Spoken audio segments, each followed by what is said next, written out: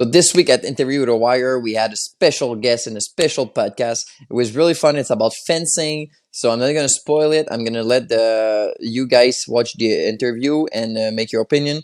But I made personally a lot of connection between fighting and fencing, and especially our style, like the point fighting.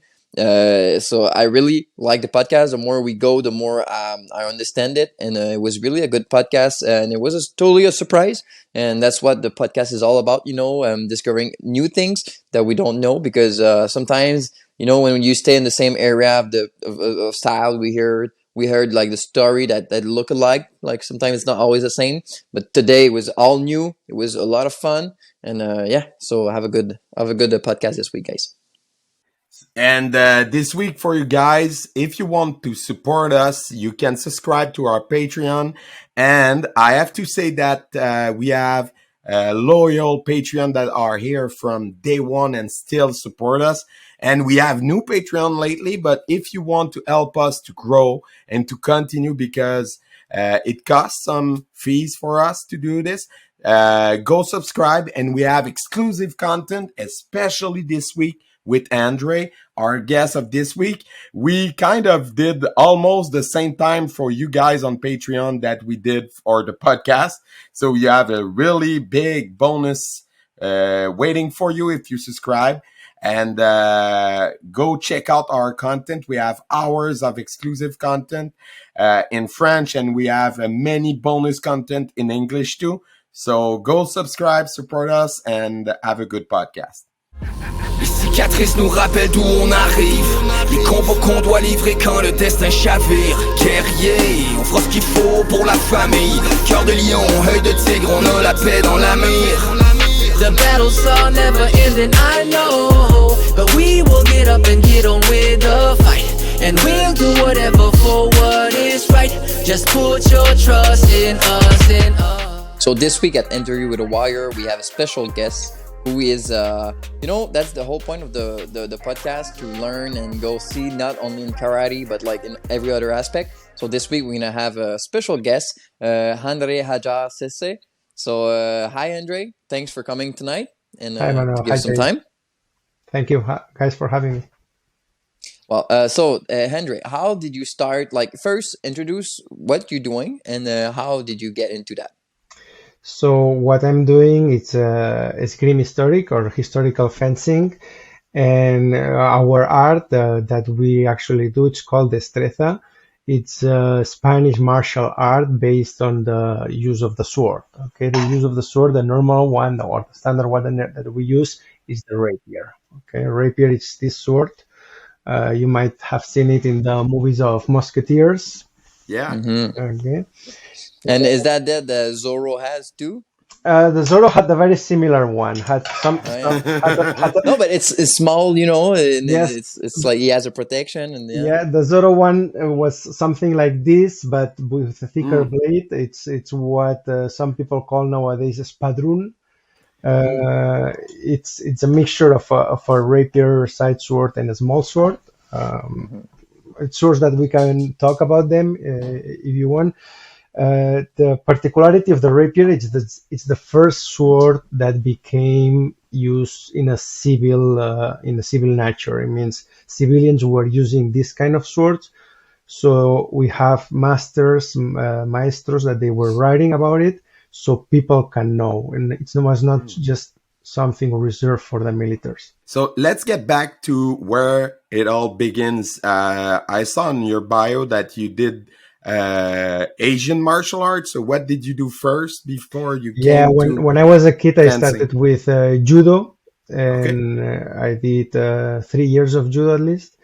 And then with the years, I practiced a lot of sports, but always interested in martial arts. For example, I did kung fu until the green belt. But it was when I was like old, when I was like on my 20s, that I discovered historical fencing by a friend.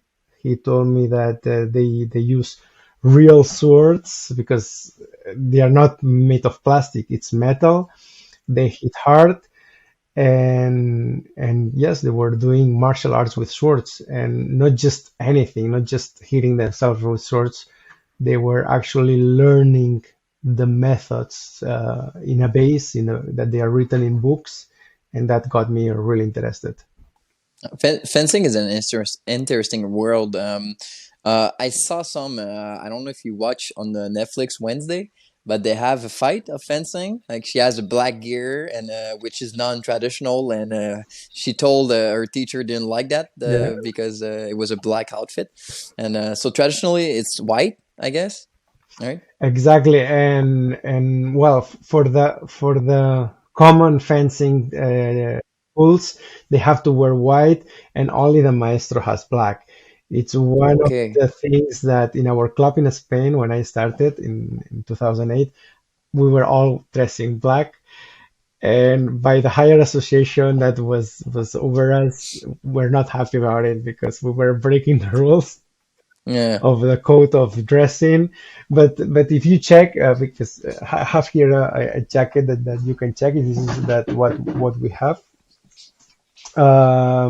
Almost everyone in United States, Canada, the jackets that they use for historical fencing are black. It's because I don't know. It looks cooler. It looks better. And did how did you start fencing? Did you just start doing class or you start competition too? Because I guess it's a thing that you have to like you don't have choice but like to go and fight with people. So how does that work? Is that automatically or Yes, like exactly. people can do it just for fun? Good question, because it's an option to fight. I met people that they were only thinking in learning the method of using the sword, controlling the sword of the other. They were only wanted to do the techniques and not fighting. And usually you find the opposite people that they don't want to read, they don't want to learn the books, the glossary that there is behind, and they just want to fight. Okay, so you have to try to make those balance. You cannot push anyone to read or fight, of course. It's up to them.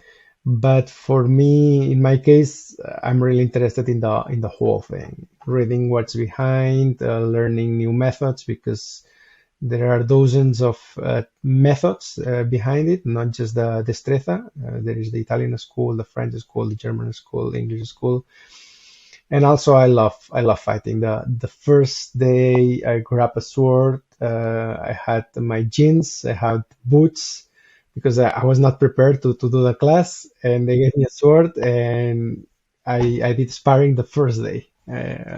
I'm proud to say that something that we don't let actually the students do. Usually how long does it take before they can go in actual duel or fight? It depends. It depends on the person of how sure they feel about it, and how the maestro sees the student. It's also unconscious that there is another person behind, and they have to be careful. Like they have to have a responsible mentality behind before holding a sword, because even if we are protected, there are some dangers behind it that we have to be conscious about it. So again, to going back to your question, it can be 1 week of classes, or it can be 3 months. It depends on the person. Okay, and because I'm from martial art, you say maestro and everything. There title like for Like students ranking. and yeah, ranking, and for like maybe when you're not maestro yet, but you're like not a student anymore. Maybe like when you're like in the kind of in between. Do you have like some title Yes, Grading. hierarchy? Yeah. actually, maestro. It's maybe some people. Yeah, some people maybe they are gonna hang me because for saying maestro, because only a maestro can put someone else as a maestro. But the old maestros, they all died. So nowadays, who decides who's a maestro? There are organizations, some organizations in Europe that they started doing it, and actually in Spain, the big association that there is, the Spanish Association of Historical Fencing, started doing maestro titles, and then some ranks under it. They have to pass several exams. For me, I would call, instead of maestro, officially, I would call instructors. And for instructors, what they need to do is to have a certain knowledge, like with a base of knowledge, of technique, ethics, and sparring time, I think it's easy to become an instructor because it's an art that not everyone knows, and it's easy to acquire a base and teach it to other people. And I have an historical question. What do you think that is the reason that made European fencing and sword fighting less upfront? I mean, it's part of our history as Westerners, right? And it's pretty much not really there. We know that exists, but it make some kind of a comeback with historical aspect. Like you, like I see many guys fighting with axe and real armor, like medieval fighters. That kind of fight made a comeback, but the traditional fencing is kind of an Olympic thing, but not a mainstream Mhm. sport. So what do you Yeah, think that no, caused that? I get what you're asking because again they are gonna hang me, and this time it's gonna be another kind of people because I wanna blame the sport fencing, the Olympic fencing that you see with the car antennas going back and forth. So this discipline, in order to make it safe and competitive, they had to start putting a lot of rules, limiting what you can do, what you cannot do. And one of the ways to do that was to make the Olympic fencing that we know nowadays. Um, I think that displays the techniques, the movements, and the type of sword that we had before.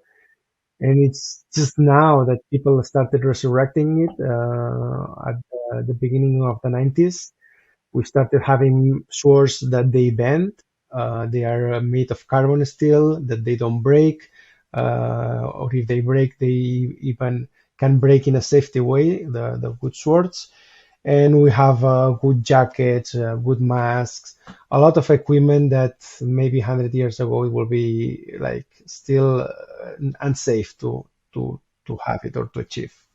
Because historical sword fighting is has always been present in movies and pop culture. Zorro, we named that sooner off record. Zorro was always there. The Three Musketeers, Mhm, all that was always there. Even Pirate of the Caribbean in some way. mhm. And despite of that, yeah, that's not more mainstream.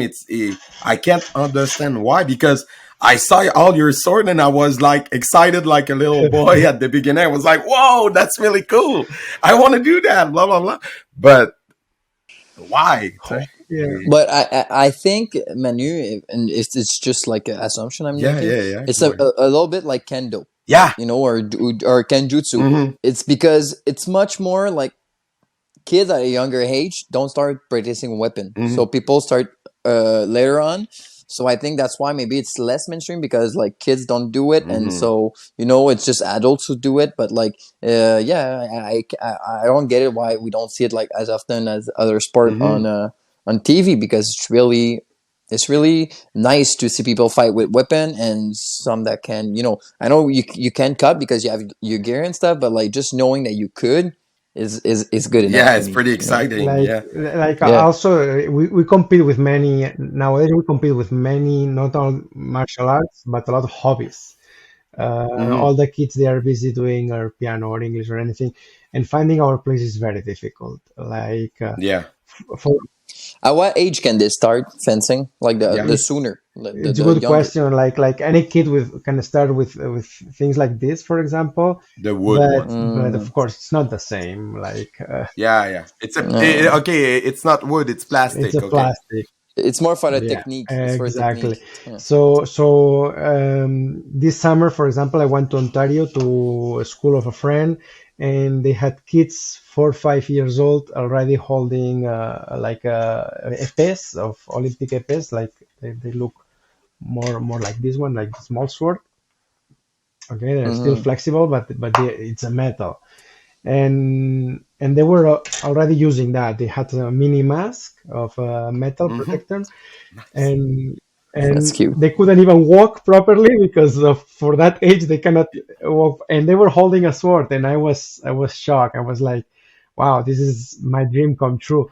So for me, at any age, of course, you have to find a group, a balanced group of ages, Yeah, to yeah. be compatible between them. In our club, I mean, it's like with us in karate. I mean, if the kid is not well teach, if he's oriented to be violent, he will be violent. If he's well teach, he. Yeah, but it's not only that. Like parents, when they see staff, the bow, Mhm. they're really like, oh, okay. But when you take a katana or something, like, oh no, no, no sword. I'm like, come on, this is. I'm not gonna show him like to do stuff like this, but like it's kid, you And know. God So knows that's why I you can be asked. dangerous with a staff too. So it's all a notion of be Yeah, well it's in the teach. You mind. know. yeah, Yeah, yeah. what I Hmm. was thinking in myself, because of course, when you see a sword, for example, if I show you a dagger that we use, this is the main gauche, okay, the left hand dagger that we use. If you see it, Hmm. well, it's just scary when it has a serrated Yeah. blade in order to catch the blade of the other one and catch it. So it's It doesn't cut. It crush. so it's understandable that some parents would get scared of that and say, "Oh, it's not Yeah. safe." Yeah.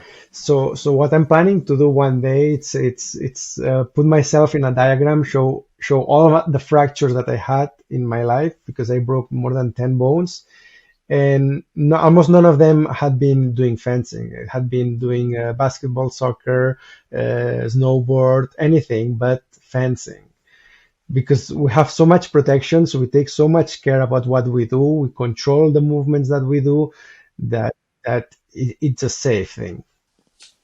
It's not about being powerful. It's about to be fast and precise and to be at the good point, the good Exactly. spot. It's all about Exactly. techniques, right? I think Am I it's a right? good Yeah. moment to distinguish the historical fencing from what it's called bohurt. I don't know if you ever heard about it. It's maybe you will find if you put Battle Royale or Battle of Nations. It's people that they get dressed with armor. They have a ring made of sand. They hit themselves with a huge axes or halberds, and when they fall down, it's because they are unconscious, or maybe half dead. Yeah, it does exist. Yeah. That's a real thing. It's a That's real happening thing. right now. Like In the okay. team of Canada went, and when they came back in the airport, all of them had broken bones. So Okay. that's bohurt. Wow. That's something I would never do. It's very unconscious.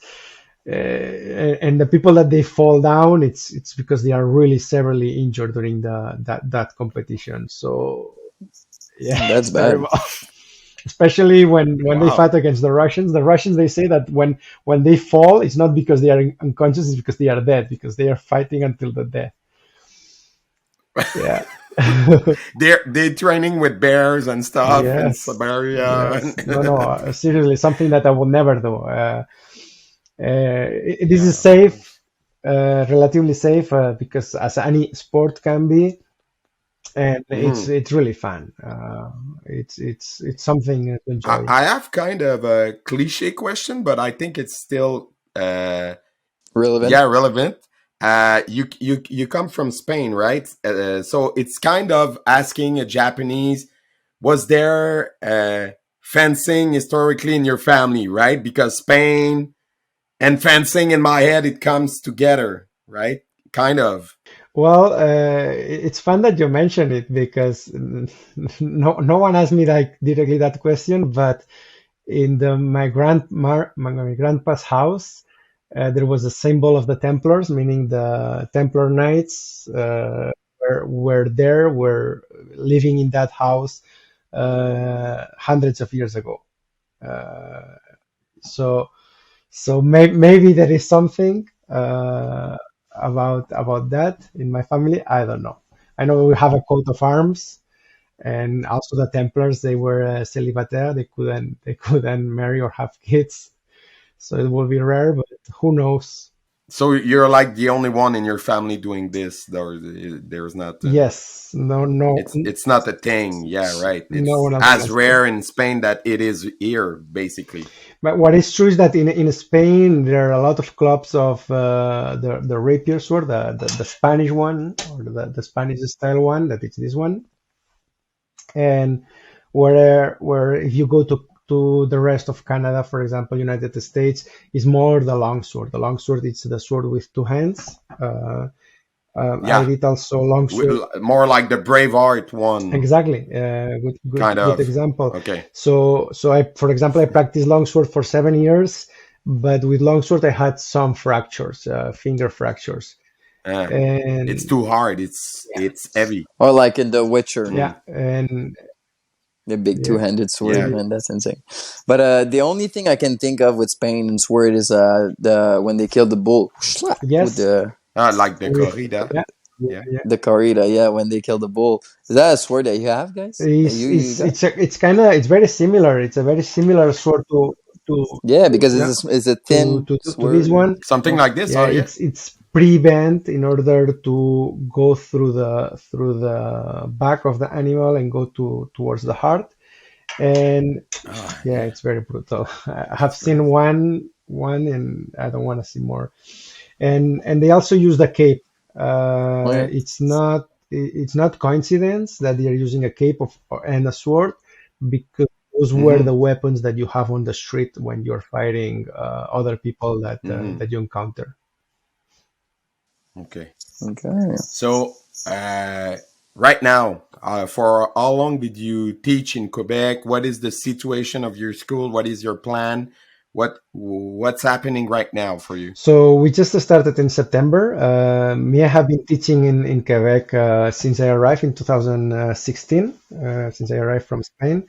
And in Quebec, there are different clubs. We have in Sherbrooke another club. We have in Quebec, they do historical fencing, but they don't follow any particular treatise. And me myself, I'm still teaching in Montreal, also in another club that is called La Compagnie Médiévale, that they do long sword saber and rapier. And from time to time, I'm doing some seminars of 4 hours in next to Gatineau in Wakefield in Quebec. Okay, Every two, cool. So you're close to yeah, both of yeah, us. yeah. Yeah. So every 2 3 months, I do workshop for 4 hours. I give them some booklets. I think maybe here I have some like booklets like this, where I put them notes, exercises to do in the classes. They are all like from historical manuals that they can find in the internet. And as I said, my goal is to teach this and to expand it to as many people as possible. Yeah, it's really nice. And let's say someone want to do a seminar. Did they need to have any basis, or they can call you or write to you and say, "I want to do the seminar, but I don't have any sword. I don't have any basics." How does it No problem. You works? have hands, at least one. You can come and enjoy with us. I adapt to all the levels, all the knowledges, all the ages. As I told you, I had 4 5 year old kids. In our club in Laval, we are all adults. Like the only problem of Okay. having just one kid is that it will be one kid with all the rest of the adults.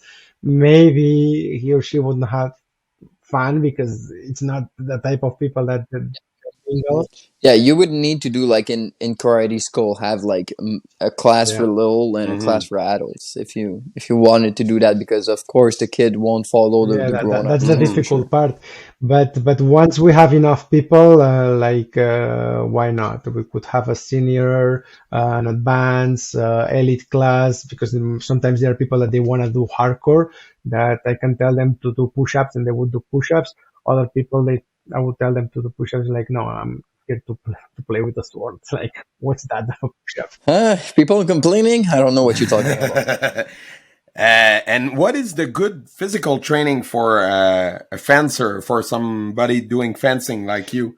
what is the good like skills to develop if you want to be good at this? I guess you need explosion, Yeah, like to move, you probably know. similar to a you would fighter, think about but that, still. but not always, because particularly the destreza, it's very how to say, it's very lazy. We walk a lot around the opponent, just waiting for the opportunity to strike the open window. So sometimes it's not us who jump to that open window, but we create the opening, and when the opponent enters to strike us, we have it the opening to strike the other one. So I'm always saying to my students to be lazy, but to be fast of reflexes in your hand and in your mind, to know all the movements that they can do. And one of the movements that I always teach them, or I tell them to do at home, is to just have a hammer in the hand, Okay. move it around, and do the steps that we do in the class, like forward, backward, to the sides, in circles. Just to have a weight Exactly. in the hand. Because once Okay. you're used to the I get weight, it. you know how all the movements that you can do. It's very fast to react to the movement of the opponent. And what would you say is the biggest misconception about fencing? What is the biggest mistake or biggest misconception people have when they come to see you and they say, "Oh, it's not like I thought it would Yeah, be." the thing is that the movies, they hurt us a lot. The thing that we see in the movies are very harmful, because you see swords doing cling, cling, cling, cling for like five Mm-hmm. minutes. And Mm-hmm. a good fencer won't do more than three movements. Will do one, enter, and hit the other one, and finish there. Yeah. It's not supposed to be for like 15 minutes. It's like two or three strike and you're out, And if right? you see That's the any point. movie of sword fighting, like you can stop the image at any moment and say why he's not hurting that person. Like the sword is there, the head is there. He's not moving towards the head; it's moving towards the sword of the other one. It doesn't make sense. So I'm telling them that a fight, it's 1 minute, not even that. It's 15 seconds, 20 seconds. You cannot be longer than that, especially if you have a long battle ahead of you. You cannot spend Mm-hmm. 5 minutes with an opponent and then kill the rest thousand. No. You don't want to waste the energy with Yeah, one person if you're on a battlefield, right? yeah. I get it. The other day I had a new guy coming, and he took the sword. After 5 minutes, he was tired, and I said, "Now imagine that you were in the northern of Europe, fighting with the people from Netherlands for like 6, 7 hours. You are dying of Mm. dysentery, but you still have to fight them." Right. So just imagine. It's like, yeah, yeah, I see. We need to get better at that. Mm. So, like in a fencing fight, the rules are. What is the rules like to win a fight? How does it actually happen? It's like it's 1 minute, the Yeah, most good question. point. How It does it depends. work? It depends on the Because tournaments. I don't know. So there are many tournaments. Look, I Organization can or use, for tournaments? example, we can talk about the sparring, but in sparring, what we count, it's hits to the head, cuts or thrust. Okay, thrust in any place of the torso. Okay, and especially cuts when they go to the principal arm. Okay, why? Because it's the arm that is holding the sword. So like a thrust or a cut in the other arm, I would ignore it, because if I'm not holding anything there, I could lose the arm. But it's always important still to notify, to point, to score, because in all times, any injured would kill you in 3, 4 days, 1 week, 10 days, because everyone was getting infected. So so we are counting like little points. In some tournaments, they say three to the head, 2 points to the torso, and maybe they do the first one who scores 10 points wins. And then they add up the point, and at the end of the fight, you Yeah, have like the it's most like point win. And how long is a fight? like It's a minute. sometimes they do 1 minute, 1 minute and a half, and you would see that because many fighters are like rushing into each other, they will finish the fight like maybe in 30 seconds. How can the fight finish in 30 seconds? Because they don't have No, no, stamina because or enough point has they been hit scored. themselves so much in the 30 seconds, thinking that you're stopping the chrono every time they hit. Okay, so imagine Okay. 3, they would reach to 10 points. So each time there's a point, there's a Yeah. stop. Okay, it's like the point. Okay, okay, okay. And you say the arm that has the sword. So you can be left-handed and Yes, right-handed. yes. It depends. Okay, because I know in like the katana, Oh wow. it's only right-handed. You cannot be left-handed. It's like get used to it. You're Yeah, not right-handed. permitted. So fencing, you Yes, have yes. like the choice. And actually, in the old treatises, they were treatises of the 17th century. They are already talking about how to fence someone who's using the left hand. I mean, But yeah, because being left-handed is a yeah, huge advantage.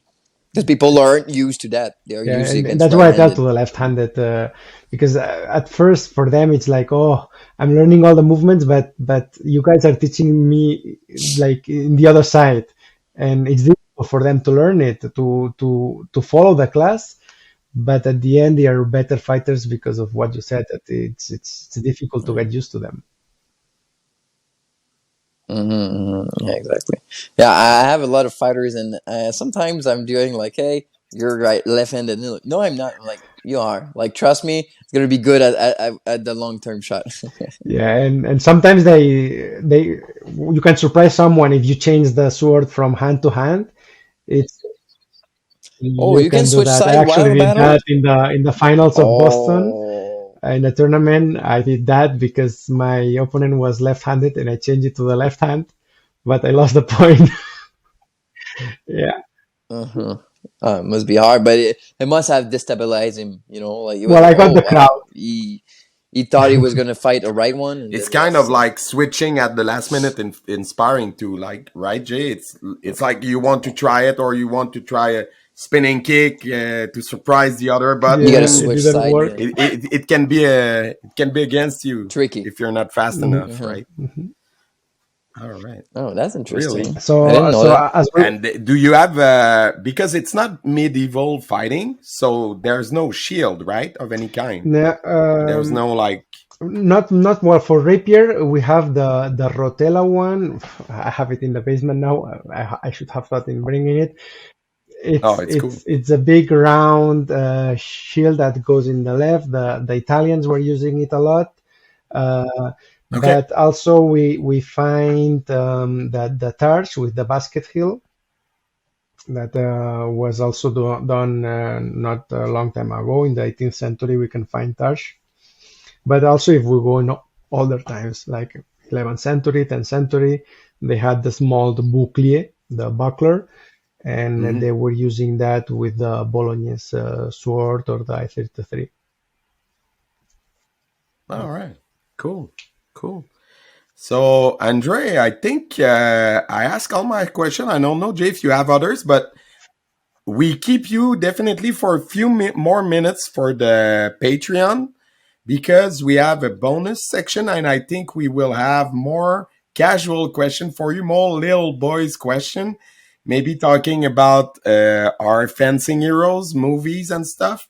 So, thank you very much to come with us Thank you for tonight. having me again. And I hope that people will contact you because it's really thrilling what you're doing and what you're teaching. And as we speak off air, my son is really interested right now. So we will Perfect. definitely keep in touch. And I hope that people will contact you more because it's really Sure. nice.